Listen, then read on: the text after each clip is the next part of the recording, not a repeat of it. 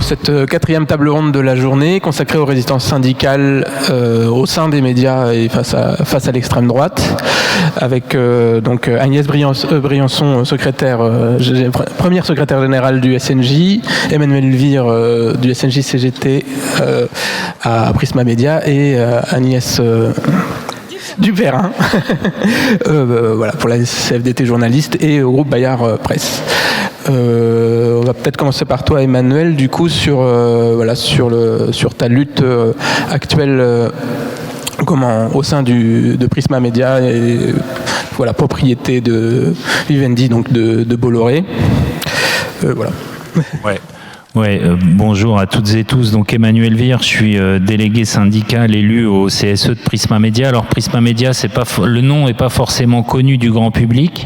Il faut savoir que c'est le premier groupe de presse magazine en France qui fait le quart du marché de la presse magazine, qui a entre 20 et 25 titres. Ça dépend si on prend les hors-séries, des titres. Donc ça va de Femmes Actuelles à Télé Loisirs, Télé 2 Semaines, Géo, Ça m'intéresse, Prima, Voici, je l'ai déjà dit, Capital, etc., etc. Donc c'est un mastodonte de la presse. Un Français sur deux lit un titre du groupe. Et personne ne parle trop de l'offensive depuis la rentrée de Bolloré dans ce groupe. Alors c'est un peu différent de ce qu'on a connu, nous syndicalistes, précédemment, que ce soit iTélé devenu CNews, que ce soit le JDD, ou que ce soit Europe 1 où il y a eu des luttes, parce qu'en fait, dès qu'il a racheté, dès qu'il a pris la main sur ces canards, il a voulu changer tout de suite l'orientation éditoriale. Nous, on a été racheté en juin 2021 par Bolloré. Donc vous voyez, ça fait longtemps. Et il n'intervient sur l'éditorial et pour en faire un groupe réactionnaire et d'extrême droite que depuis cette rentrée-là, depuis septembre. Ils ont fait partir la PDGR qui s'appelait Claire Léos, qui est devenue directrice générale de tout le groupe détenu par Saadé, le nouveau milliardaire des médias, hein, c'est le dernier entrant, on pourrait dire, qui a BFM, La Tribune, à Marseille... la Provence, évidemment. Donc voilà. Et nous, alors je pense que c'est lié au calendrier électoral, hein, c'est lié à tout ce qui se passe évidemment dans le pays. Ils ont décidé donc depuis la rentrée de mettre la main sur Prisma, sur l'éditorial de Prisma Média, avec une première action très très forte, c'est le magazine économique Capital. Il a été décidé de le déménager rue des Cévennes, donc dans le nid de la fachosphère, où vous avez CNews, le JDD, JD News, Europe 1, pour que les journalistes de Capital puissent collaborer, c'est bien le terme, hein, dans le groupe et puissent passer à CNews, etc. Donc changement éditorial immédiat de la ligne. Je vous ai amené le dernier numéro qui vient de sortir. Audiovisuel public, la gabegie, ça correspond très bien à l'offensive Bolloré actuelle qu'on a contre l'audiovisuel public avec la commission d'enquête, enfin tout ça est lié. Donc voilà, on se retrouve dans cette situation après 3 ans de casse sociale, parce que je pense que ça n'a pas été trop dit encore, mais il ne faut jamais l'oublier. La concentration des médias, la présence des milliardaires dans les médias, c'est d'abord pour nous, salariés des médias, la casse sociale. C'est ça que ça veut dire d'abord, quand un milliardaire prend un média. Et par exemple, nous, quand ils ont racheté Prisma en juin 21, il y avait 400 journalistes. Quand ils commencent son offensive idéologique en cette rentrée, on est moins de 300. Donc il a déjà fait du ménage avant de commencer. Hein. Bon, c'est pas forcément lié, mais bon, voilà. Donc, quelles sont les réactions pour en venir au sujet de la table ronde? Comment les journalistes peuvent résister face à un tel tsunami? C'est très compliqué. Et vous l'avez vu avec les exemples qu'on connaît, hein, tous, iTélé, Europe 1 ou le JDD. On a, nous, dans le statut de journaliste, on a une clause de conscience qui permet aux journalistes de quitter le média dans lequel ils bossent quand il y a un changement de ligne éditoriale. Donc là, tout simplement, ce qui s'est passé, c'est, après des assemblées générales, etc., la direction a accepté de négocier avec les organisations syndicales de Prisma Média une clause de conscience pour les journalistes de Capital. Donc cette clause s'est ouverte hier. Il y a déjà 10 journalistes sur 30 qui sont partis, enfin qui vont partir. Il y a pas, vous pouvez ne pas avoir même comment on dit le délai pour partir là. je suis fatigué. Le préavis, excusez-moi. Normalement, c'est 1 mois de préavis, mais il peut être non effectué et non payé, évidemment. Donc, ça veut dire que la lettre envoyée vendredi est reçue lundi. Mardi, vous n'êtes plus dans les effectifs. Donc voilà, ils vont faire le grand remplacement comme d'habitude et après ils embaucheront les journalistes qui voudront ou pas d'ailleurs, parce que le JDD, il est devenu d'extrême droite, mais avec la moitié de journalistes en moins. C'est-à-dire quand 97% des journalistes sont partis, on en aura remplacé au maximum 1 sur 2 derrière. Toujours c'est la casse sociale. Avec eux, il y a toujours moins de journalistes, évidemment. Donc c'est très compliqué de résister. C'est un tel tsunami pour nous journalistes que, en fait, les journalistes, ils veulent qu'un truc, c'est se barrer. Et ce qu'on observe, nous, syndicalement, c'est une grande difficulté. Vous n'avez, au bout de quelques années, dans ces médias d'extrême droite, vous n'avez plus de représentation syndicale. Parce que les élus veulent partir aussi au bout d'un moment. On ne peut pas rester dans ces conditions-là.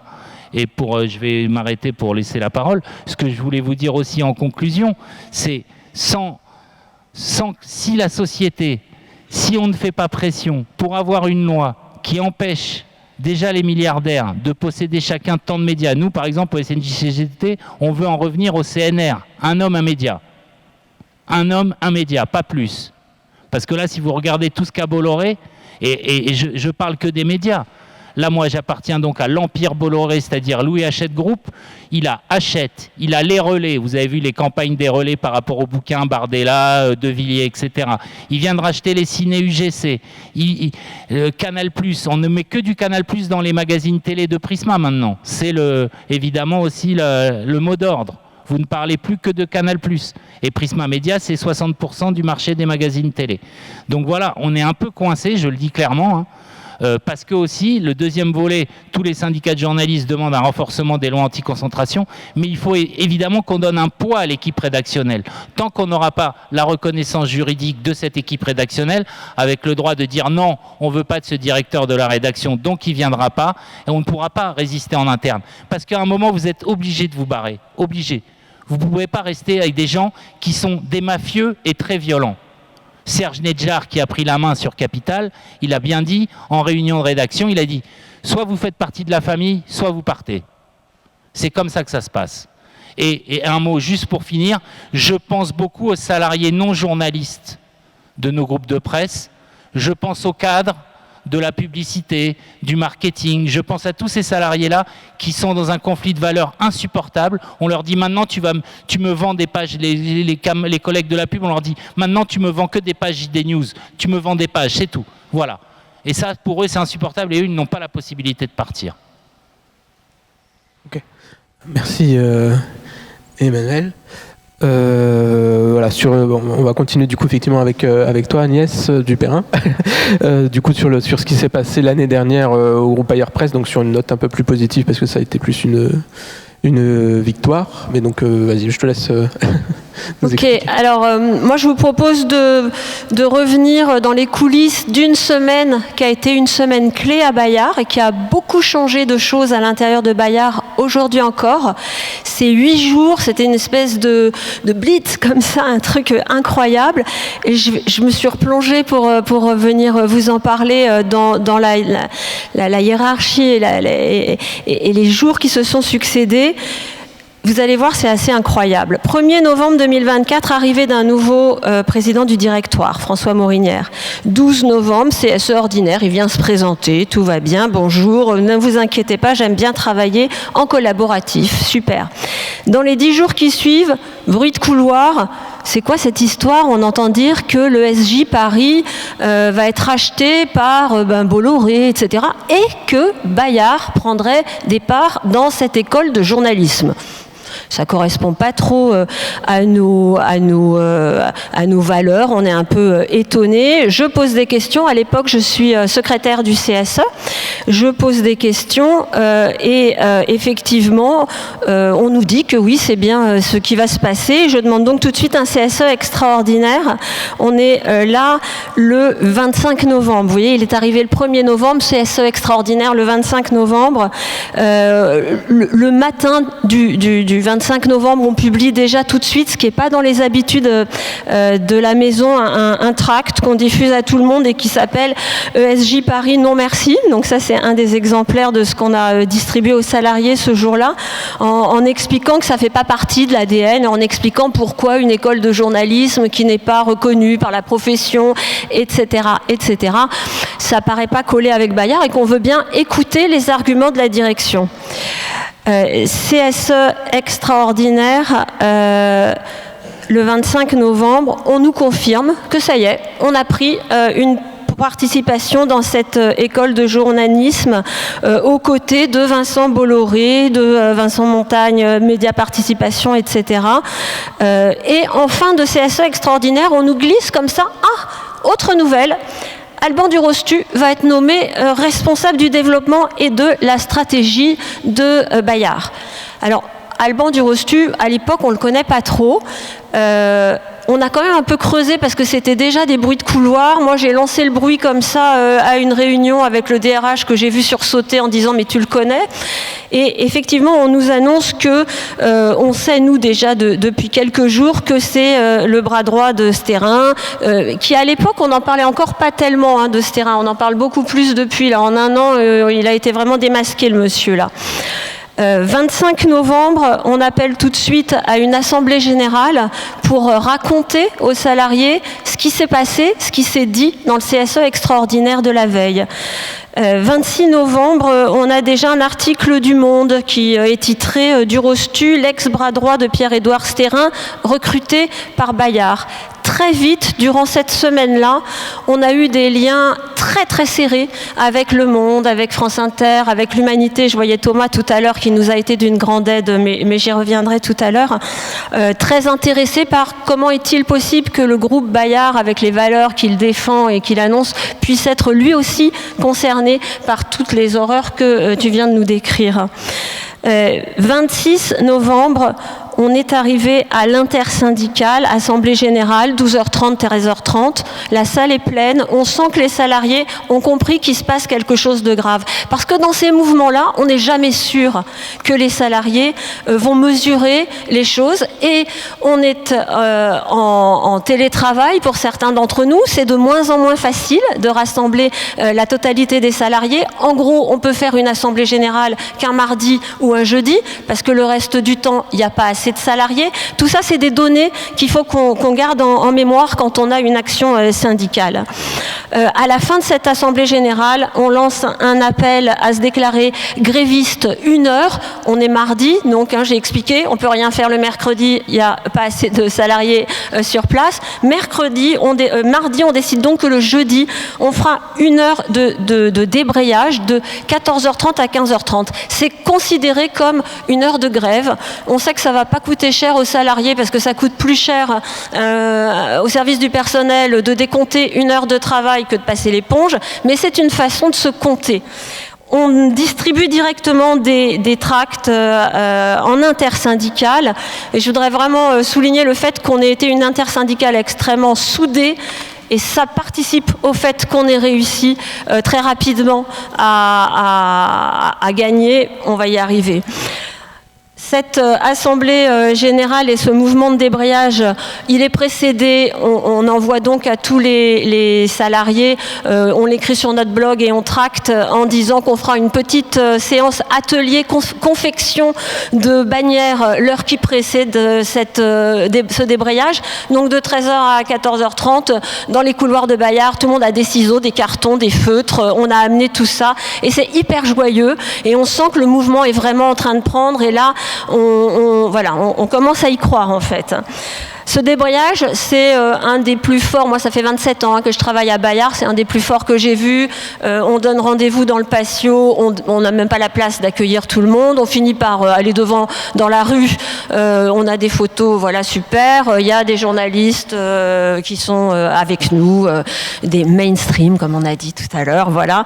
Et on sent qu'il y a un enthousiasme et on sait déjà dire aux salariés à quel point ça fait chaud au cœur de comprendre comprendre qu'on a des valeurs communes, une histoire commune. À Bayard, il y a beaucoup de gens qui travaillent là depuis longtemps, et qu'on va travailler ensemble et qu'on va se mobiliser, et qu'on n'est pas d'accord ni pour l'arrivée d'Alban Durostu, ni pour la prise de position à l'ESJ Paris. Entre-temps, Périclès, donc, dont tout le monde sait maintenant ce que c'est, mais à l'époque on ne le savait pas.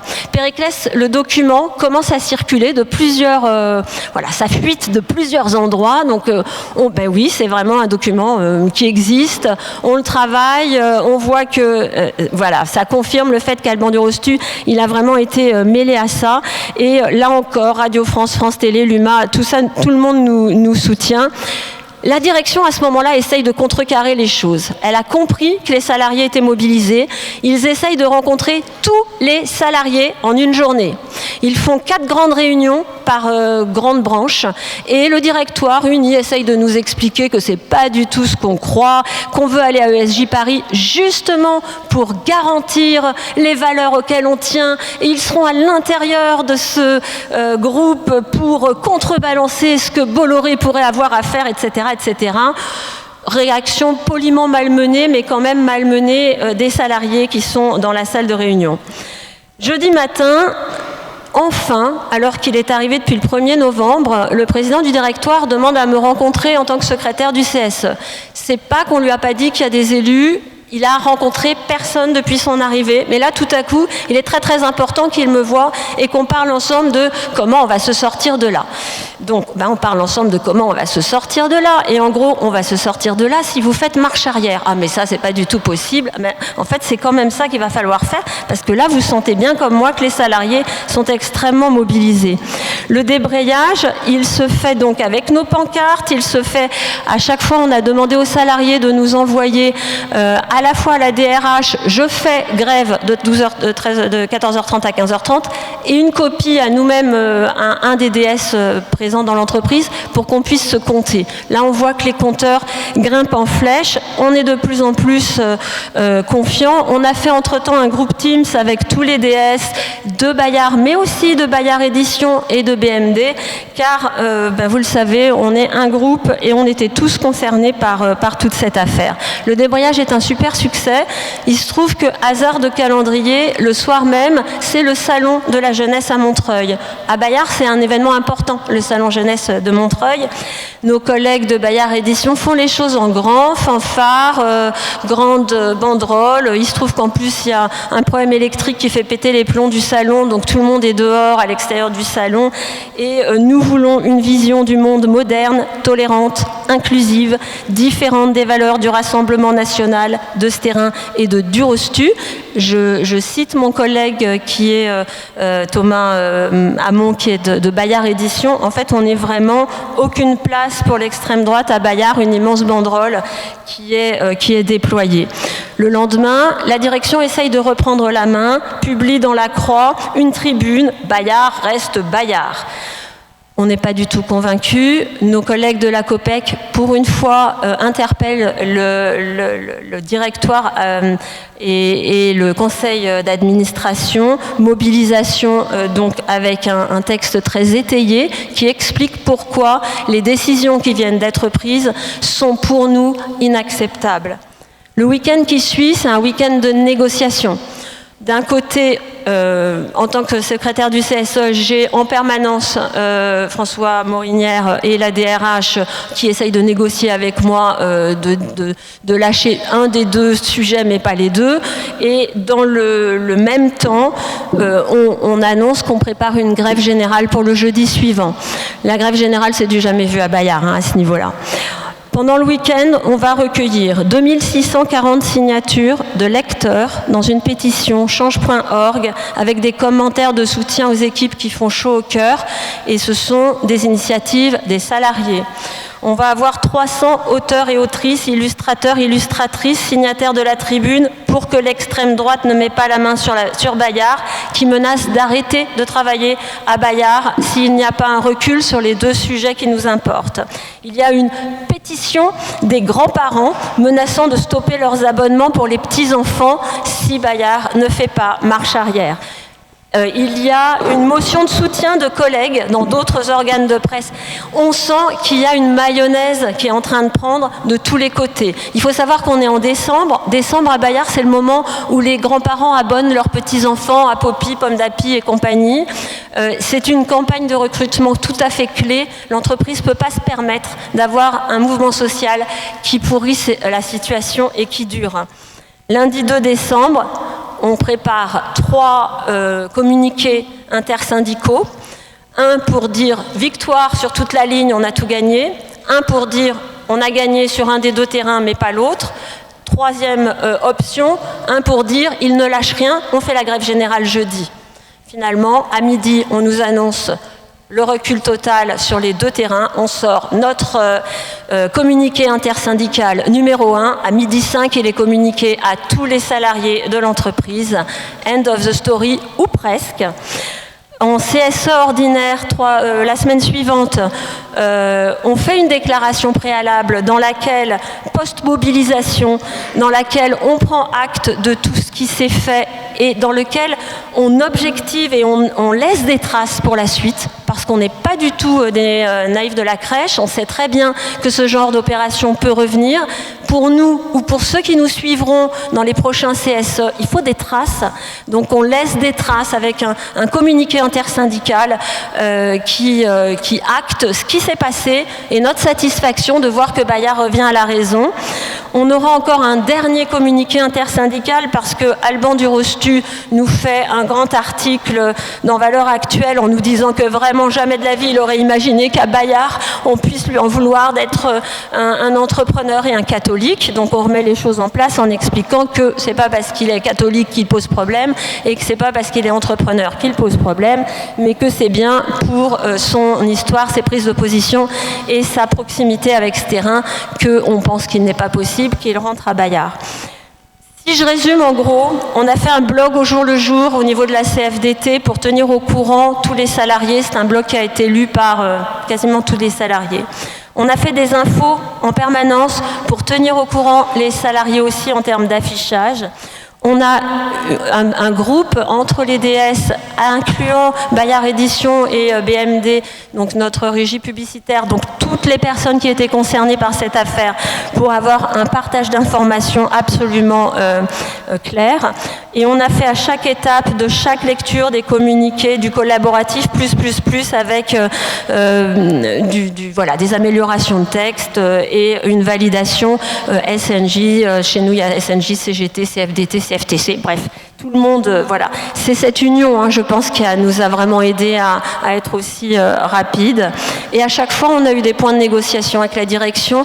Notre objectif n'était pas de rompre les liens, mais bien de s'en sortir par le haut. On a eu la chance, mais parce qu'on est vraiment dans un groupe de presse particulier, avec un actionnaire qui ne nous demande pas de sortir des dividendes et qui est voilà, très particulier, on a eu cette chance de réussir ce combat.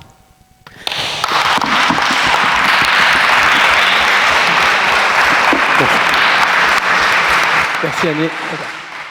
Merci Agnès. Maintenant, je te passe la parole, Agnès Brierson, donc pour ton point de vue, du coup, depuis le groupe EBRA et depuis le SNJ sur... Le groupe EBRA, c'est 9 journaux sur l'Est de la France. Le groupe EBRA, c'est surtout le groupe de presse du Crédit Mutuel. Et ce qui s'est passé, c'est que nous, on a également joué sur l'image du Crédit Mutuel pour arriver à faire partir notre président. Notre président, il s'appelle Philippe Carly, et il a décidé de liker certains posts d'extrême droite sur LinkedIn. Et donc, on a eu une première alerte, et il avait notamment approuvé un post du Renouveau Patriote où on parlait de Marion Maréchal qui était invitée à Washington avec Éric Zemmour, Sarah Knafo. On s'est dit, bon, il a peut-être ripé sur un like, on va voir les autres. On se tape le LinkedIn de notre patron et on se rend compte qu'en fait, très souvent, il a le pouce facile sur l'extrême droite. Donc sans concertation, et c'est ça qui est assez marrant, c'est que toutes les organisations syndicales de l'ensemble des titres, on parle quand même de 9 titres qui sont répartis sur tout l'Est de la France, chacun de nous va sortir un tract. Et on ne le sort pas seulement en interne, il ne reste pas dans l'entreprise, on le sort en externe. Et donc du jour au lendemain, le Crédit Mutuel commence à être un peu mis à mal par des posts, par des articles disant Crédit Mutuel, banque humaniste, les sociétaires, ce sont nos actionnaires, c'est vous qui êtes sur le terrain, on est proche des initiatives locales, mais on a parmi nos salariés un président qui like l'extrême droite. Dans un premier temps, notre grand patron dit « Excusez-moi, je ne connais pas bien LinkedIn, je me suis peut-être planté ». Première explication. Deuxième explication, c'est pas moi qui gère mon compte, c'est quelqu'un qui l'a fait à ma place, je ne suis pas responsable. Autant vous dire que les deux explications tombent totalement à plat. Et au bout d'un moment, alors que nous, en interne, on continue à agiter savamment la mayonnaise, on apprend que 7 jours après, alors qu'il y avait eu entre-temps un communiqué de soutien du Crédit Mutuel, disant oui, il y a peut-être eu quelques erreurs de fonctionnement de LinkedIn, mais nous avons confiance dans Philippe Carly, il mène à bien. Nous savons, il y avait même eu un communiqué de nos rédacteurs en chef, alors attention, rédacteurs en chef super courageux, oui, on fait confiance à Philippe Carly, de toute façon, ce qu'il pense, non, nous, on le pense pas, on l'applique pas, mais bon, on lui fait confiance quand même, donc faites-nous confiance.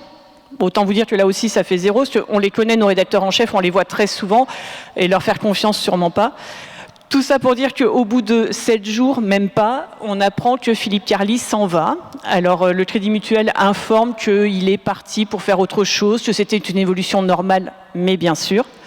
Lui nous souhaite bonne chance dans son message de départ, mais en fait, on comprend surtout que le Crédit Mutuel a été mis très à mal par cette image. C'est-à-dire qu'aujourd'hui, si on veut lutter contre ces idées d'extrême droite, que pour l'instant, on va se dire les choses, on n'avait pas senti chez Philippe Carly, il likait, mais on n'avait pas eu d'influence sur une ligne éditoriale, on n'avait pas eu de choix qui étaient contestables ou pas, donc on était pour le moment protégés. En revanche, ce qui est sûr, c'est que à l'extérieur, pour une banque, avoir une image d'extrême droite, liker l'extrême droite, aujourd'hui encore, et c'est tant mieux, ça ne convient pas dans l'image humaniste qu'on veut se donner. Donc si aujourd'hui on veut combattre cette extrême droite, on veut combattre ces idées, c'est en faisant sortir tous les sujets des entreprises et taper sur l'image, leur faire du mal là-dessus, c'est là-dessus que ça peut jouer.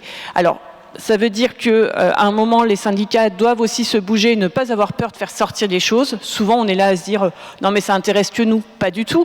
Le lecteur, il est intéressé de savoir qui est à la tête du journal. Et il n'est pas bête, le lecteur non plus. Si on a un président qui like de l'extrême droite, qu'est-ce qu'il peut imaginer concernant les contenus du journal qu'il lit tous les jours, même si ça parle que de sa commune? Il y a aussi des pages France, il y a des pages Monde, il y a des pages politiques. Qu'est-ce qui lui fait dire qu'à un moment, ce sujet-là, il n'a pas été dicté par le rédacteur en chef, qui a été dicté par le président. Donc tout ça, c'est aussi à avoir en tête, c'est qu'on doit informer nos lecteurs de ce qui se passe, donc faisons sortir absolument les informations, ce qui se passe dans nos rédactions, disons-le, informons les gens de ce qui se passe, et puis bien évidemment, ça c'est quand on peut, quand on a la force syndicale, et que là c'est partagé par tout le monde, c'est ça aussi la chance qu'on a eue, c'est que quelle que soit l'obédience de nos organisations syndicales, il y a une chose qui fait l'unanimité, c'est que ces idées d'extrême droite, elles ne passent pas nulle part, en aucune façon et à quelque niveau que ce soit. Donc ça, c'est l'essentiel aujourd'hui. Et en revanche, s'il faut derrière qu'on soit aidé, parce qu'on pourra se battre, nous, titre par titre, groupe par groupe, la seule chose pour s'en sortir réellement, c'est en effet un texte de loi qui protège ces rédactions, qui nous donne l'indépendance nécessaire, qui puisse aussi donner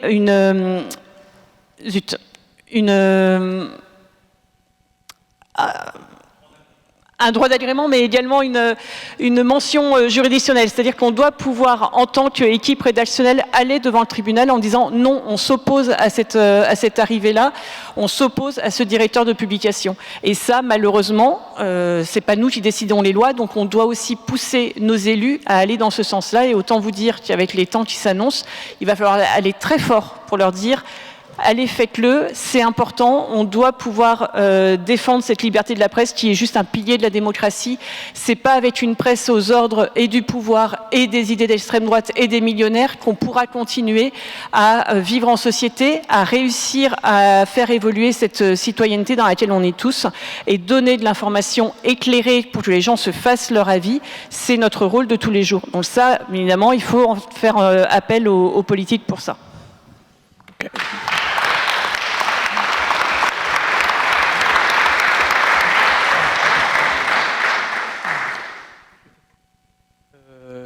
Emmanuel, je vais peut-être un peu te repasser la parole, surtout si tu peux peut-être un peu plus développer l'aspect casse social que vous êtes en train de vivre, et peut-être le rapport avec aussi le recul du Code du travail et sous les lois Macron, etc. Parce que voilà, si tu veux. Oui, ce que j'ai pas dit tout à l'heure, déjà juste pour aller dans le sens de mes deux camarades, la question de l'unité est très importante, hein, évidemment. On a on a une grosse unité intersyndicale au niveau des journalistes, hein, vous avez les 3 principaux syndicats ici. Sachez quand même que cette unité qu'on peut avoir en presse écrite n'est pas la même dans l'audiovisuel. Et je ne vais accuser personne, mais si vous regardez ce dossier de piètre qualité de désinformation qui est dans Capital, donc revue de mon groupe, vous verrez qu'il y a un syndicat qui parle beaucoup dans cette publication. Voilà. Ce syndicat, c'est Force ouvrière. Je le dis, parce que ce n'est plus possible. On est à peut-être quelques mois d'une victoire électorale forte de l'extrême droite aux élections locales, puis on aura 2027. Il faut que les syndicats se posent cette question de la lutte contre l'extrême droite. Et cette unité, on doit l'avoir partout, et il n'est pas question qu'il y ait des syndicalistes qui passent de l'autre côté, ou alors il faudra le dénoncer, et très fortement. Jean.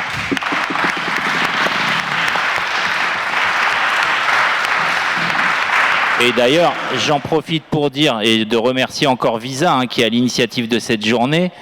Dans Visa, Vigilance Initiative Syndicale Antifasciste, vous avez des syndicats de la CGT, de Solidaire et de la FSU, en grande majorité. Nous avons tenu forcément à avoir la CFDT avec nous aujourd'hui. Dans ce combat-là, évidemment que la CFDT doit être avec nous, comme l'UNSA doit être avec nous, comme l'ensemble des syndicats. On sait que pour certains c'est compliqué, je viens d'en parler d'un, mais ce n'est plus possible. Là, ce n'est plus possible. Nous sommes des syndicalistes. L'extrême droite, on sait ce que c'est, hein. Voilà.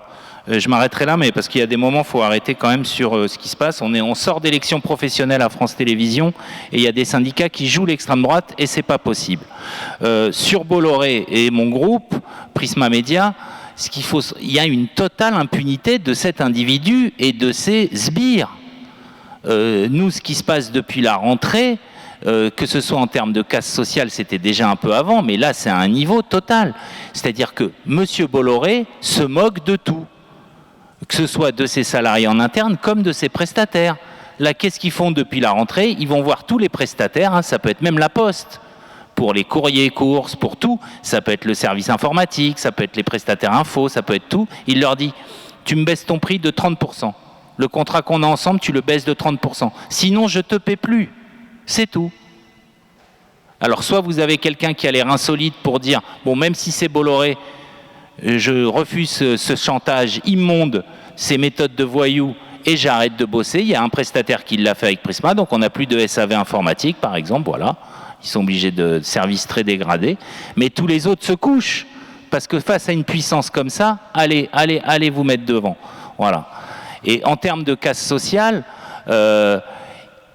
alors c'est pas malheureusement, on est très fiers, hein, je reviens à nous, notre position de journaliste, on est fiers d'avoir ce statut qui date de 1935, avec cette clause de conscience qui nous permet de partir avec les honneurs.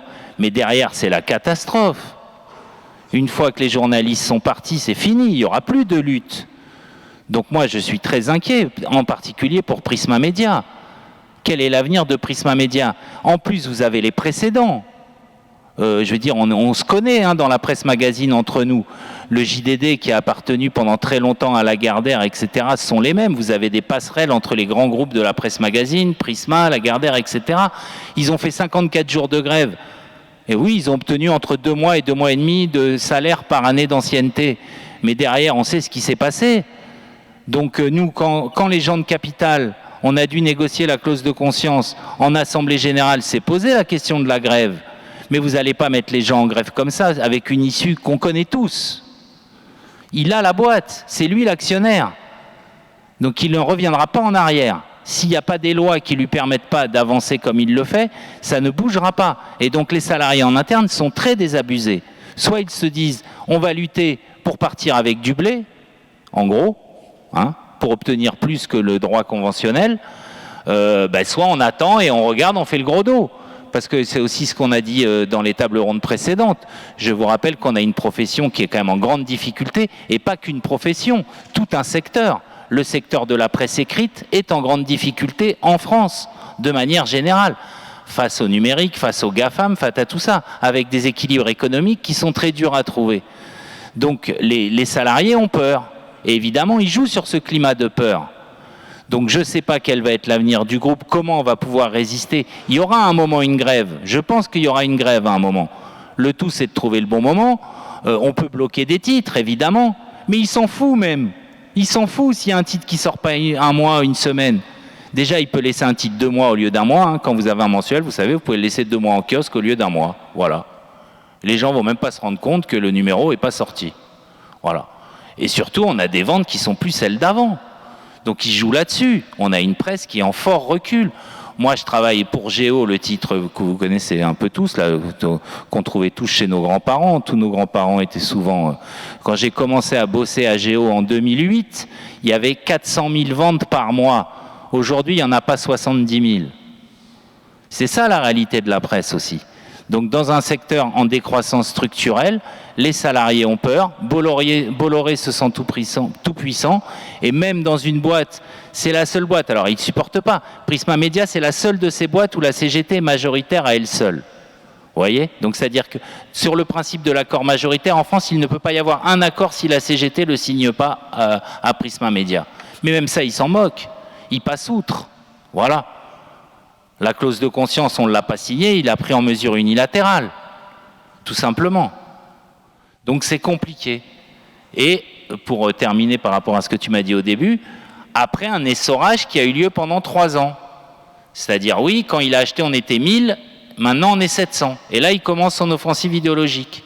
Alors je ne dis pas qu'il y a un lien, mais de toute façon, le lien toujours... Quand vous n'avez pas un groupe qui n'a pas été racheté par un milliardaire, vous n'avez pas plus de salariés après. C'est toujours moins de salariés. Avec les milliardaires, c'est toujours moins de salariés. Et le SNJ-CGT, cette question de la concentration des médias, ça fait 20, 25 ans qu'on est dessus. Moi, j'ai été secrétaire général de 2010 à 2024. Je me rappelle qu'en 2010, déjà, on était sur la concentration, hein, parce que c'est les années du rachat du Monde, etc., tout ça. La PQR, le Crédit Mutuel, ça fait très longtemps que ça dure. On nous disait, ah, mais sans les milliardaires, il n'y aura plus d'emplois. Mais avec les milliardaires, il n'y a plus d'emplois non plus. Donc, à quoi ils servent les milliardaires? À rien. À rien. L'information ne peut être possédée par des milliardaires.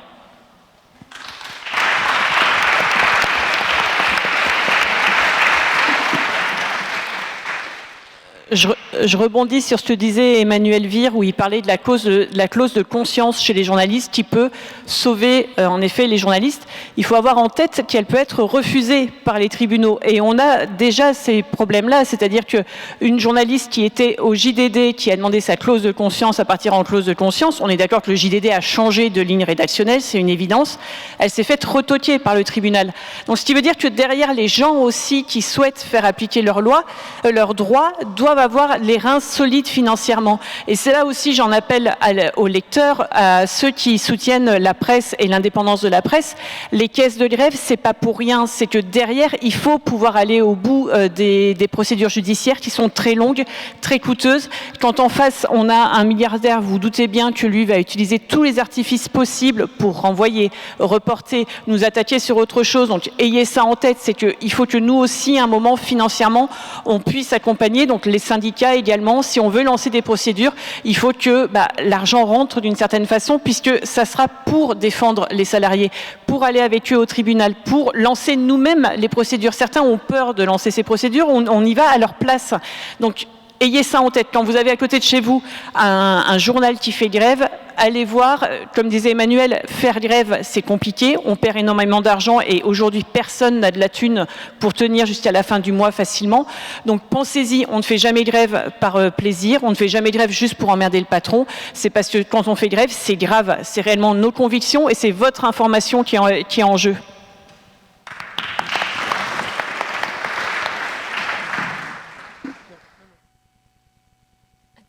Ok. Je voudrais quand même juste souligner que moins la presse est soutenue par les lecteurs, plus le contexte économique se dégrade pour nous tous à l'intérieur de nos rédactions, plus c'est facile pour ceux qui ont beaucoup d'argent de prendre place sur l'échiquier de la presse. Alors moi, je pense à un truc qui m'a drôlement frappé, c'est Duralex. Duralex, c'est les verres qu'on voyait chez nos grands-mères, solides, même quand ils tombent. Ils ont lancé leur souscription et ils ont demandé 5 millions, ils en ont eu 20. Je ne sais pas comment on va réussir, parce que là, on a tous des journaux qui sont sur la pente descendante. Je ne sais pas comment on va réussir à convaincre nos lecteurs et les citoyens français que nos organes de presse, c'est la garantie de leur démocratie de demain, mais il faut qu'on réussisse une opération du Ralex, d'une façon ou d'une autre. Il faut qu'on réussisse, je ne sais pas comment, mais plus on sera fort dans nos journaux, plus on sera pluraliste, plus on aura de poids aussi, parce que c'est bien parce que les sociétaires ont montré qu'ils n'appréciaient pas la prise de position extrême droite de votre patron, qu'ils ont fait marche arrière. C'est bien parce que nos lecteurs, les mamies de nos lecteurs et les graphistes qui écrivent dans nos journaux ont montré qu'ils n'acceptaient pas la décision qu'on a gagné ce combat.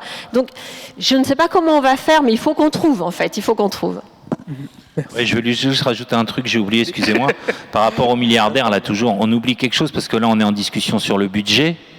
Vous avez vu la cacophonie que ça fait. On nous dit qu'il n'y a plus d'argent, c'est la banqueroute, etc. Mais les aides à la presse, c'est 1,4 milliard. 1,4 milliard par an. 1,4 milliard.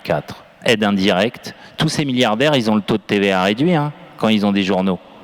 Tous ces milliardaires, ils ont l'aide au portage, ils ont les aides postales, ils ont tous ces avantages-là.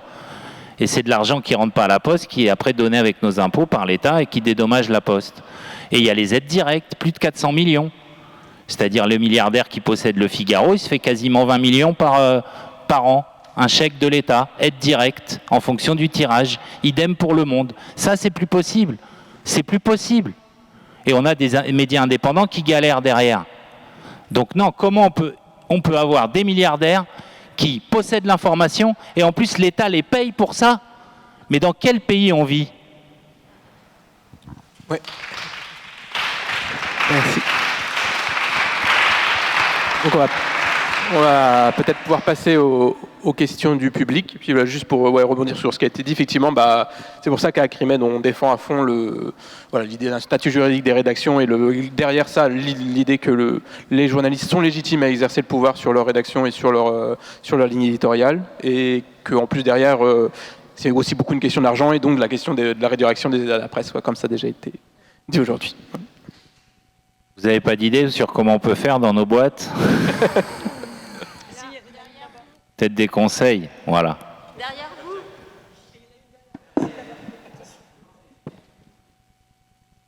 Oui, bonjour. Alors, je sais que, par exemple, les syndicats cheminots ont fait, à travers le CSE, une espèce de pétition qui est parue aussi, qui a été affichée dans des panneaux d'affichage à Paris et ailleurs, un peu partout. Et nous, on n'était pas au courant de ça. Ça nous sensibilise aussi sur des sujets. Et c'est peut-être une bonne chose, parce que ça passe pas, justement, par les médias mainstream et les canaux habituels. C'était une pétition sur les smart box de ce terrain pour boycotter.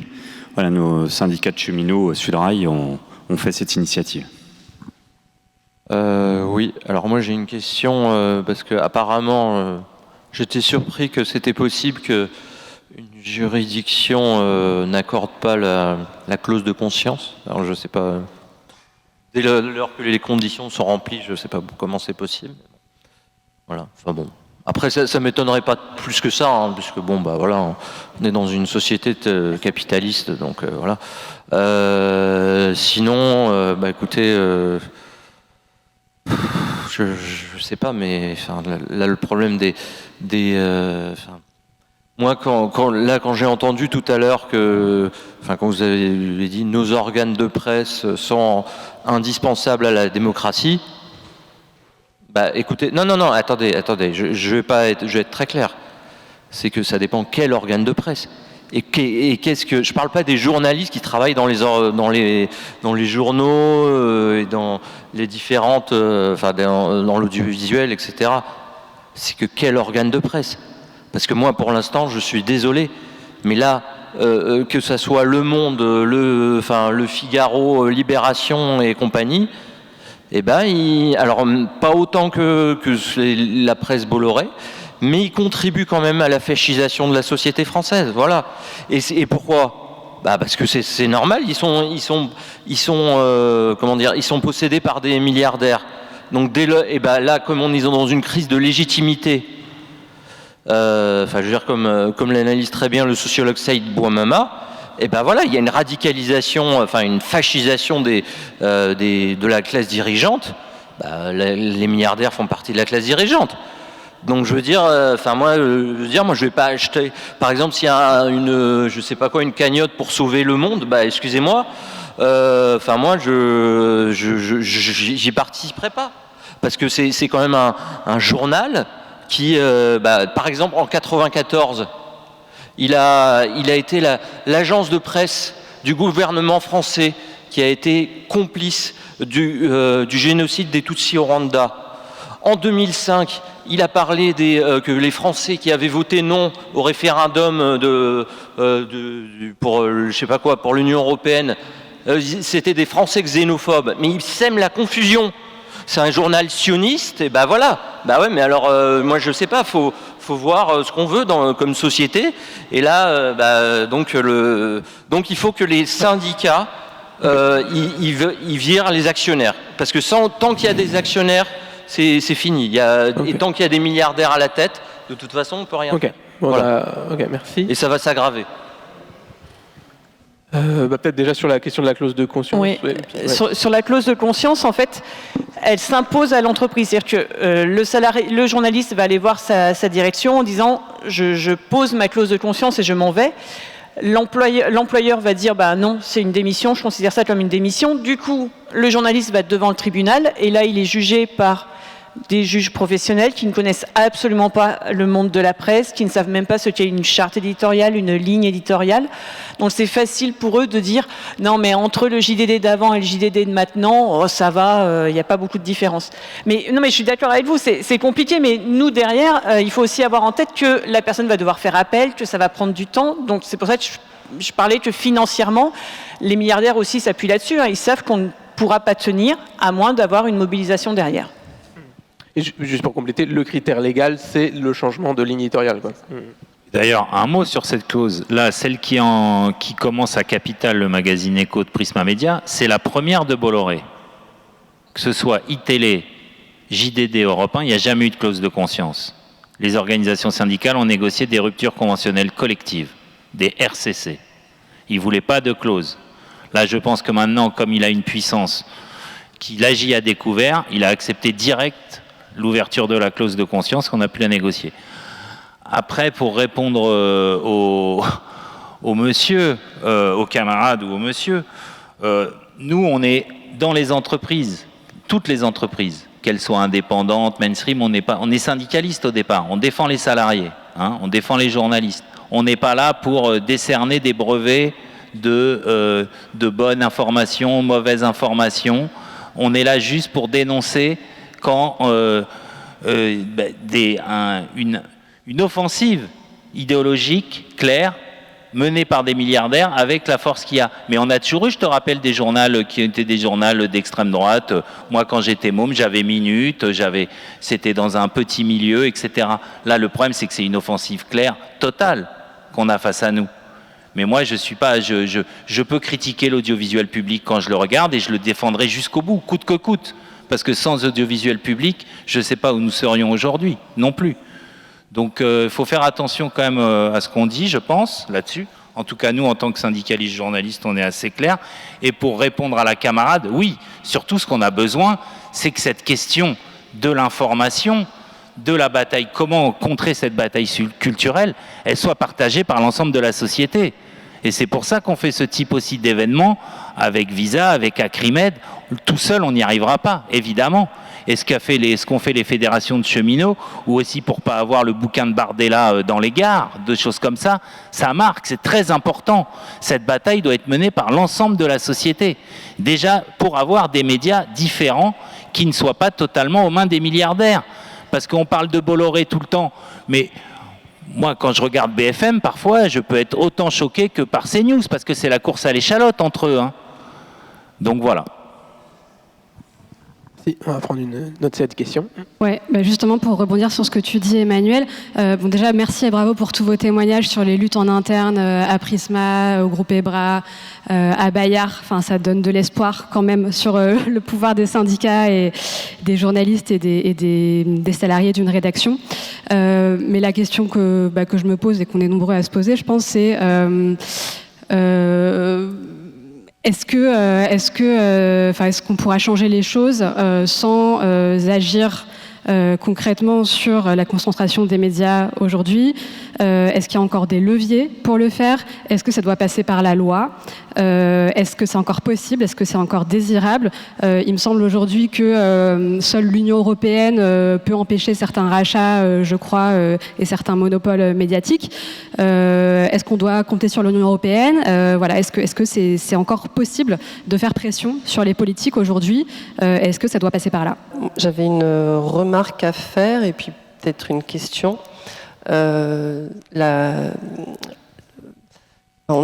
avez quand même passé beaucoup de temps à parler de la clause de conscience. Alors je peux comprendre qu'à titre individuel, des journalistes se demandent s'ils doivent rester dans un média qui n'est pas en ligne avec leurs valeurs, mais quand on est dans le cadre d'un combat syndical, donc plutôt une lutte collective, dans l'optique de construire les résistances, moi, j'en ai pas grand-chose à faire de savoir si un journaliste va rester dans un média ou pas. L'objet, c'est quand même plutôt de construire un rapport de force, de faire en sorte que ce soit pas le patron qui décide, que ce soit les salariés, ce que j'appelle maintenant moi les prolétaires intellectuels que sont les journalistes, qui savent eux comment est-ce qu'on fait le travail dans une rédaction, comment est-ce qu'on produit l'information, comment est-ce qu'on la diffuse, que ce soit eux qui décident de comment doit se tenir leur outil de travail. Et après, bon, c'est sûr que dans l'accompagnement syndical, il doit y avoir un accompagnement individuel, mais c'est pas ça le nerf de la guerre. Donc moi, c'est plutôt cette question-là qui m'intéresse. Et du coup, la question que j'aurais à vous poser, c'est où est-ce qu'on en est sur le travail de renforcer le statut des organismes de presse. Où est-ce qu'on en est sur l'idée de garantir une indépendance des médias vis-à-vis des détenteurs du capital? C'est ça plutôt moi qui m'intéresse. On est d'accord que si on peut avoir l'opposition en interne, on le fera, c'est une évidence. C'est ce qu'on cherche en priorité, c'est que tous les syndicats, tous les salariés soient emmenés, soient dans le même mouvement. Après, on ne va pas non plus se raconter de promesses et de miracles qui n'existent pas. On est aujourd'hui dans une société individualiste. Les journalistes le sont également. Il y a la crainte de est-ce que je vais retrouver du boulot derrière si tout s'arrête. Donc on a parfois du mal à mobiliser dans les journaux, dans les médias en général. On a également les personnes qui sont des journalistes rémunérés à la pige, qui ne sont pas dans les entreprises. De plus en plus, ils sont nombreux parce que l'employeur, c'est pratique. Les journalistes rémunérés à la pige, ils sont loin, ils sont pas au courant de ce qui se passe, donc je peux leur faire un peu ce que je veux à mes conditions, comme ça m'arrange. Donc c'est à nous, en effet, syndicalement, d'aller les chercher, de créer cette information. L'employeur, il aime beaucoup quand l'information ne circule pas. Il est très heureux, l'employeur du télétravail, parce qu'on est tous chez soi, tranquille. Ce qui se passe à la machine à café, il n'y a plus ou très peu. Les tableaux d'affichage syndicaux, autant vous dire, on est tous passés au mail parce que ça ne se voit plus non plus. Donc, en fait, notre gros travail aujourd'hui, c'est de faire diffuser l'information, de dire ce qui se passe, de raconter ce que dit aussi l'employeur en réunion syndicale, en réunion de CSE. Donc oui, bien sûr que c'est ce qu'il faut mener, nous, comme lutte. C'est une lutte globale, collective. Et ensuite, sur l'indépendance des rédactions, c'est encore aujourd'hui un travail qui doit être mené. On attendait un peu du texte qui devait sortir des états généraux de l'information, mais on sait que d'ores et déjà, ça a été écarté parce que pour les patrons, permettre à l'équipe rédactionnelle de dire « je veux travailler avec vous » ou « je ne veux pas travailler avec vous », figurez-vous que pour eux, c'est une limitation de leur pouvoir d'entreprendre. Alors nous, on leur dit juste « si vous avez une équipe qui travaille avec vous, c'est quand même mieux, non ?» Plutôt que d'avoir une équipe qui, d'un seul coup, se dit « venez, mais on ne veut pas travailler avec vous ». Non, pour eux, c'est liberté d'entreprendre. Et là, bizarrement, on touche à une valeur très importante en France. Par contre, la liberté d'expression, la valeur de l'information, la liberté d'informer, là, bizarrement, ça pèse beaucoup moins.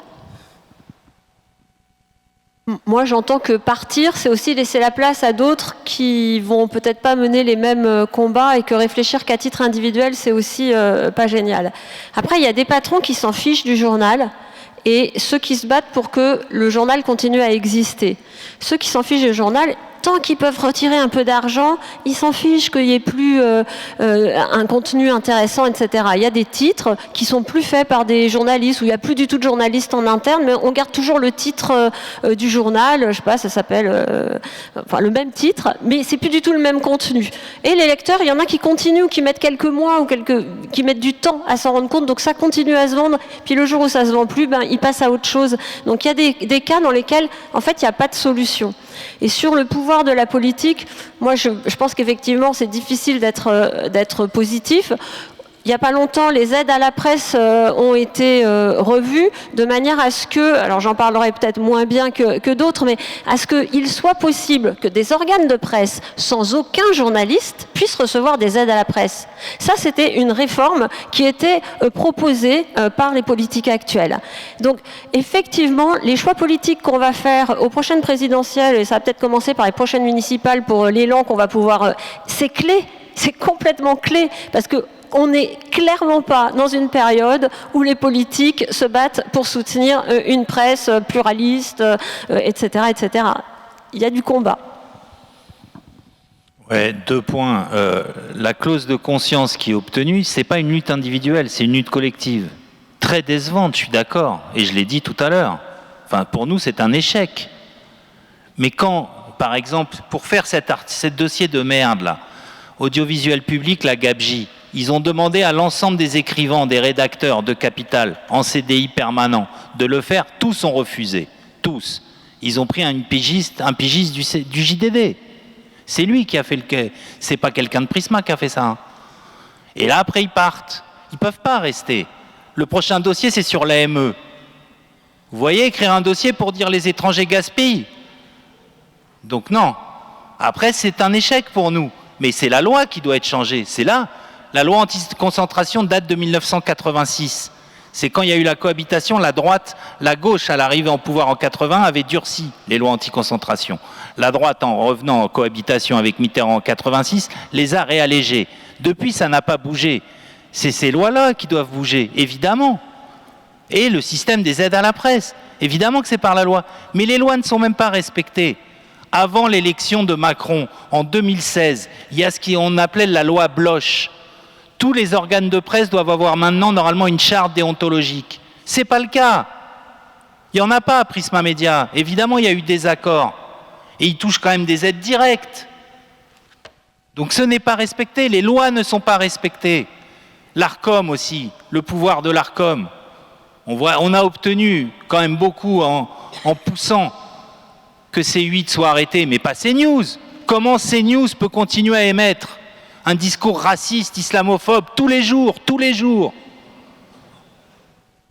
Donc, c'est pas nous, petits syndicalistes dans nos boîtes. Nous, je suis d'accord avec toi, malheureusement, en l'état, on peut juste collectivement, face à des milliardaires qui ont la main mise dans la tôle, organiser le départ de ceux qui veulent partir. Pour l'instant. En les embêtant, hein. Mais... je n'ai pas d'autre échappatoire que ça, pour l'instant. Il faut juste renforcer les lois, donner une force aux rédactions qui permettent de refuser qu'on ait un directeur de rédaction d'extrême droite, etc., une vraie reconnaissance juridique de l'équipe, comme on l'a dit, et les taper sur les aides. Il y a 3 moyens. Loi anti-concentration, indépendance juridique, aide à la presse. Voilà. Voilà. Et du coup, réforme de l'Arcom aussi. Et bien sûr, et l'Arcom, évidemment. Voilà.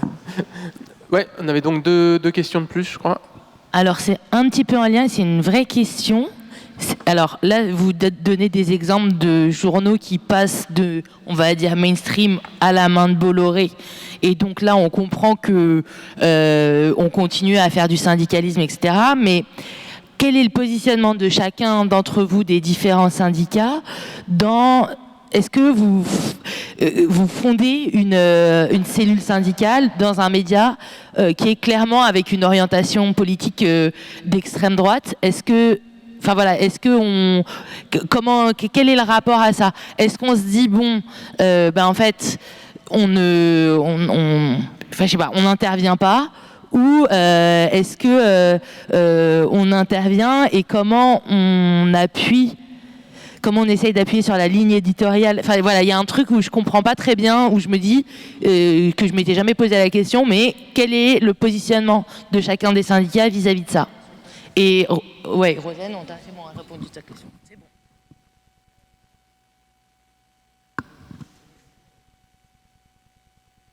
Je vais répondre pour le SNJ. On a en effet une section, par exemple, à Europe 1, qui est maintenant un média Bolloré.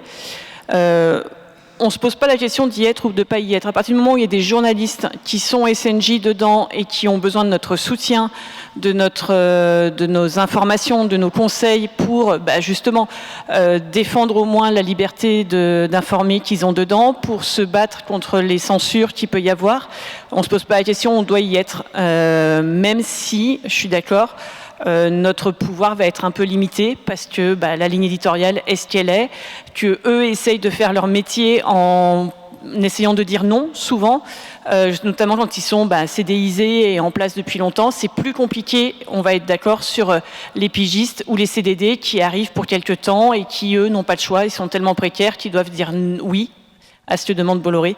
Mais juste, la section était antérieure à la prise de pouvoir de Bolloré. La section était antérieure et on la conserve toujours et on cherche à la soutenir le mieux possible, mais c'est très compliqué.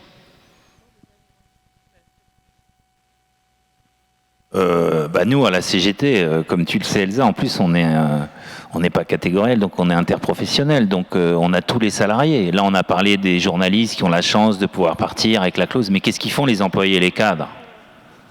Donc c'est compliqué.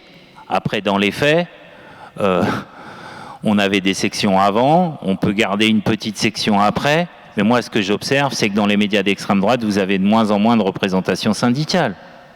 Parce que déjà, il y a une peur de le faire. Vous êtes pourchassés, évidemment. C'est compliqué, très compliqué.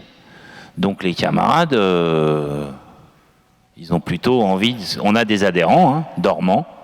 On a des précaires qui vont bosser à JDD, JD News pour bouffer.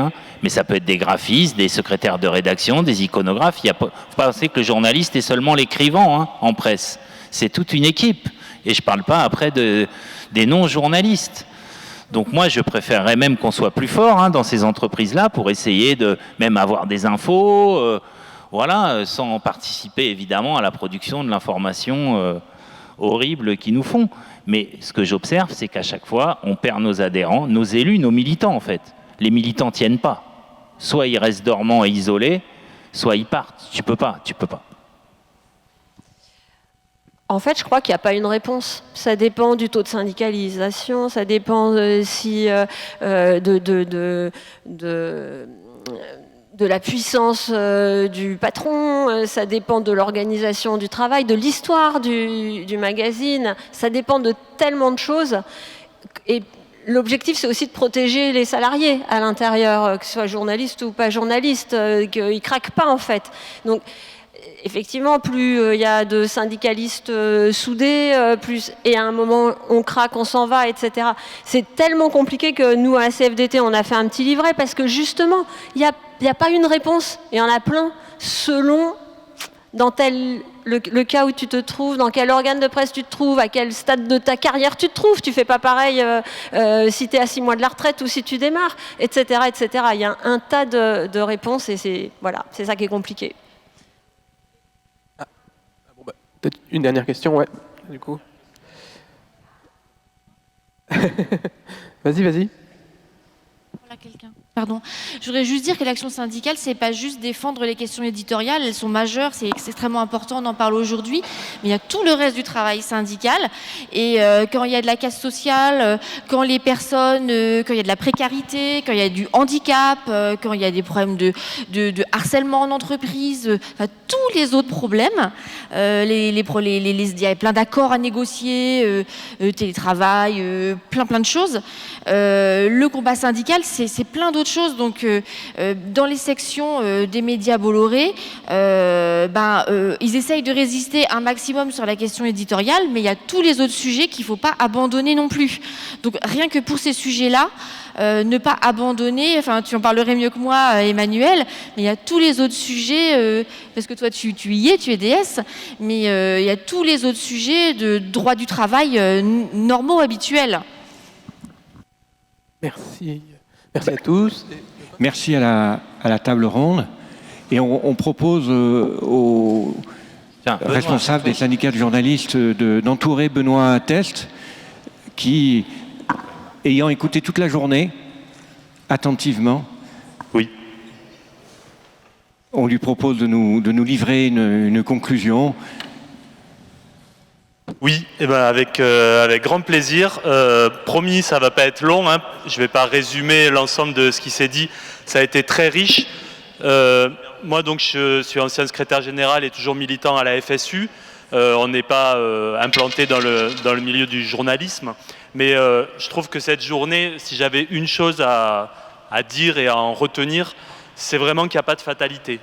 Bien sûr, la situation est plutôt sombre, hein. Il y a beaucoup de tableaux qui ont été dressés, d'évolutions qui sont absolument terribles dans le milieu des médias et à l'image de l'ensemble de la société. Mais il y a beaucoup de luttes qui se mènent, des luttes qui se gagnent également. Il y a beaucoup de choses qui se font et cette journée en est l'illustration. Donc moi, je voudrais dire que ça conforte notre engagement dans Visa, ça conforte l'intérêt de Visa, parce que démonstration est faite que ce sont des questions syndicales dont il faut qu'on s'empare. Et aujourd'hui, c'était sur la question des personnels dans les groupes de presse, les journalistes en particulier. Les journalistes, leur rôle social, leur capacité à alerter, à analyser finement la situation, à se battre, à proposer également des alternatives, il est central, il est majeur. Parce que, on l'a beaucoup dit aujourd'hui, les médias, c'est un rouage essentiel dans ce qu'on peut appeler le narratif de l'extrême droite, c'est-à-dire dans le pari de l'extrême droite pour démoraliser, pour démobiliser la société civile, pour raconter à l'ensemble de la société que maintenant, les gens, ce qu'ils veulent, c'est que les étrangers ne bénéficient plus d'aides sociales qui sont de toute façon trop abondantes. Les gens, ce qu'ils veulent, c'est renvoyer les étrangers chez eux parce que c'est eux qui sont responsables de l'insécurité, etc., etc. Et ça, c'est un narratif. C'est déversé dans les médias et ça fait son effet, évidemment, sur la société. Ça correspond aussi à une fascisation de la société aussi, hein.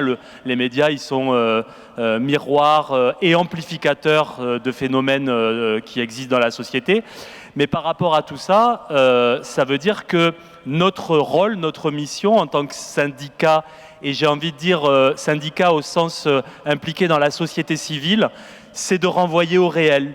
C'est parce qu'on est implanté dans des professions, dans des réalités concrètes du terrain, renvoyer à certaines réalités dans l'éducation, dans le journalisme, partout dans les secteurs professionnels où nous sommes, en disant que non, il y a des alternatives à ce discours sur la nécessité à chaque fois d'aller vers le moins-disant de droits sociaux, d'aller à chaque fois vers la recherche de boucs émissaires. C'est pas vrai qu'il y a des solutions simplistes et facilement et comme ça des solutions à claquement de doigts aux problèmes qui se posent. Les propositions que nous avons sont de véritables alternatives au projet de société qui est porté par l'extrême droite et qui, malgré tout, hein, et c'est là où il faut être lucide, a un certain impact, a un certain poids dans la société. Donc, je retiens également beaucoup que tout ce qui a été dit aujourd'hui nous conforte dans l'idée qu'il y a une volonté aussi de démoralisation de la société civile, nous démoraliser nous-mêmes, et de déstabilisation aussi, hein. Ça a été rappelé, les infiltrations de Némésis dans les manifestations. On est confronté de plus en plus à ces trucs-là, et à une extrême droite qui cherche à faire des images, à faire du buzz, pas tellement avec des masses de population, mais avec des petits groupes d'activistes qui s'infilent dans les manifs, qui font des images, qui racontent ensuite des choses sur les réseaux sociaux. Et ça peut avoir effectivement un effet démultiplicateur. Et tout ce qu'on peut appeler aussi le confusionnisme, qui déstabilise aussi au niveau des idées, on l'a beaucoup dit, hein, l'extrême droite, elle reprend quasiment tous nos mots, tous nos concepts, la laïcité, le féminisme avec Némésis, la lutte contre l'antisémitisme, tout est détourné, manipulé, avec à chaque fois quand même un invariant, c'est que ça cache toujours une désignation d'un bouc émissaire qui aujourd'hui s'appelle l'islam. Hier c'était les juifs, aujourd'hui c'est les musulmans, mais à chaque fois l'objectif, même quand l'extrême droite se prétend féministe, même quand l'extrême droite se prétend laïque, à chaque fois l'objectif, vous pouvez en être certain, c'est de désigner en réalité un bouc émissaire, les musulmans en l'occurrence, dans la population. Et donc évidemment il ne faut pas se laisser avoir par ce confusionnisme ambiant et arriver là aussi à renvoyer au réel, donc on a besoin de médias alternatifs, on a besoin de médias mainstream également qui relaient une autre parole, une autre version. Donc c'est tout l'enjeu de la bataille qui a été décrite ici. Et je dirais aussi que peut-être, pour finir, hein, quelle est notre capacité contre les discours simplistes à tenir des discours simples. C'est ça qui est compliqué sans doute dans la période. Nous, on a souvent une vision des choses sur le temps long, une vision de la complexité des choses. Je disais tout à l'heure, en matière d'éducation, en matière de justice, en matière d'information, on est toujours en train de dire c'est plus compliqué que la réforme claquement de doigts. Il faut écouter les gens, et puis en fait, on ne va pas faire un truc spectaculaire. Disant il faudrait mettre pour rétablir l'autorité, il faudrait que les élèves se lèvent quand le prof arrive en classe, ou des conneries de ce style-là. C'est jamais très spectaculaire ce qu'on a à proposer. L'extrême droite, elle a cette capacité, c'est même dans son ADN, à faire du simplisme, à faire ce qu'on appelle aussi du populisme. Et nous, on a besoin de reprendre les choses en disant que les questions sont complexes, en disant que les questions du travail, les questions des droits sociaux, elles doivent être analysées complètement, largement, dans toutes leurs ramifications. Et on a besoin à la fois aussi de tenir un discours simple, entraînant, mobilisateur, en disant qu'en réalité, les questions, c'est celle de la répartition des richesses. Et pour vraiment terminer par là, quand on arrive à mobiliser une grande partie de la population, sur la réforme des retraites, dans des grands mouvements sociaux. Dans ces moments-là, l'extrême droite s'affaiblit considérablement. Quand c'est le mouvement social qui est sur le devant de la scène, quand il y a des grosses manifestations, quand il y a un gros mouvement dans la société, l'extrême droite n'a plus la parole. En 2023, au moment du mouvement contre la réforme des retraites, l'extrême droite ne pouvait plus rien dire parce qu'elle n'avait rien à dire de sérieux sur les retraites, sur les droits sociaux, sur les salaires. Il n'y a rien de sérieux à l'extrême droite parce que ce n'est pas une question qu'ils prennent sérieusement, c'est une question sur laquelle ils surfent, et où en réalité ils ont un autre agenda que celui de favoriser les droits sociaux. Par contre, l'absence de réponse à ce qu'a dit le mouvement social, ça a produit une progression de l'extrême droite considérable encore, et c'est là aussi où on peut en vouloir au pouvoir actuel, on peut en vouloir à la Macronie d'avoir servi de marchepied à l'extrême droite. C'est ce qu'on dit souvent sous cette forme-là, mais c'est la réalité. Et on peut en vouloir en particulier à la Macronie d'avoir voulu casser tout ce qui est la vigueur de la société civile, tout ce qui est la force des syndicats, avoir voulu nous marcher sur la tête, ça veut dire aussi un délitement du lien social, des collectifs de travail, et ça veut dire aussi quelque part favoriser la progression de l'extrême droite. Et quand on arrive à être sur des objectifs ambitieux de progrès social, alors l'extrême droite recule, mais quand on ne répond pas à ces revendications-là et à ces besoins sociaux-là, alors l'extrême droite progresse. Et donc ça veut dire qu'on a une responsabilité immense. Donc quand je disais il n'y a pas de fatalité, bien sûr qu'il faut aussi avoir la lucidité sur le moment, qui est un moment terrible, un moment où on est à la croisée des chemins et où effectivement on voit bien progresser tel un rouleau compresseur l'extrême droite, mais on a une responsabilité à lutter, à se battre au quotidien, à refaire du collectif, parce que c'est ça la clé de la lutte contre l'extrême droite, refaire du collectif, refaire des luttes de terrain, du quotidien. Le 2 décembre, on est en grève pour ce qui concerne la CGT, la FSU et Solidaire sur le budget, mais c'est aussi les mêmes questions. C'est la question de répartition des richesses, des services publics, de la justice fiscale, de la justice écologique. Toutes ces questions-là, il faut qu'on arrive à les porter de manière conséquente. Parce que aujourd'hui, ce qui a le vent en poupe, c'est un imaginaire d'extrême droite, effectivement, des solutions simplistes, des choses qui sont déversées sur la population à longueur d'antenne et qui finissent par infuser parce que c'est en boucle et donc ça finit évidemment par peser sur l'ensemble de la société. Ça progresse évidemment, mais en face, on a du répondant, on a de quoi porter des choses positive, progressiste. Il y a aussi des sondages qui montrent que la population, elle est pour la justice fiscale, elle est pour la justice écologique, elle est pour une meilleure répartition des richesses, pour de meilleurs salaires. Et donc, les choses ne sont pas jouées, la partie n'est pas terminée. Et de toute façon, il faut lutter, il faudra lutter, y compris en cas de victoire de l'extrême droite. Ça ne sera pas non plus la fin de la partie. Si l'extrême droite arrive au pouvoir, eh ben, on doit aussi s'organiser et penser d'ores et déjà à ça. Mais en tout cas, ce genre de journée, ça nous permet d'être plus forts, je crois, parce qu'on a plein de propositions concrètes, plein d'analyses précises et plein de pistes pour continuer les combats partout où on est. Donc merci à tout le monde d'être venu, merci à Visa d'avoir organisé cette journée.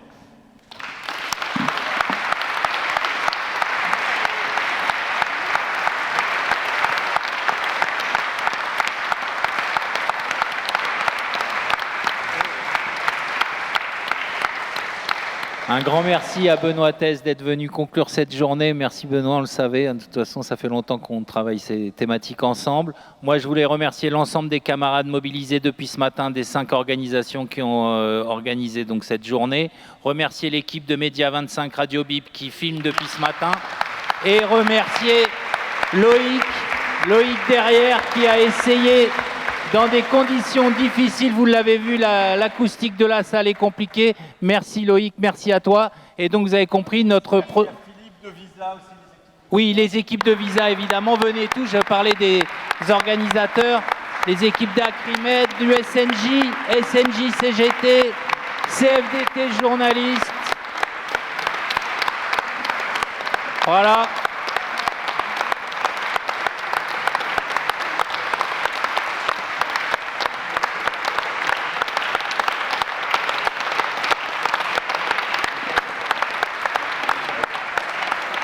Et vous avez compris qu'on sera nombreux près des Folies Bergères le 4 décembre. On vous donne rendez-vous, ça risque d'être un peu marrant. Voilà. Bonne soirée à tous et tous.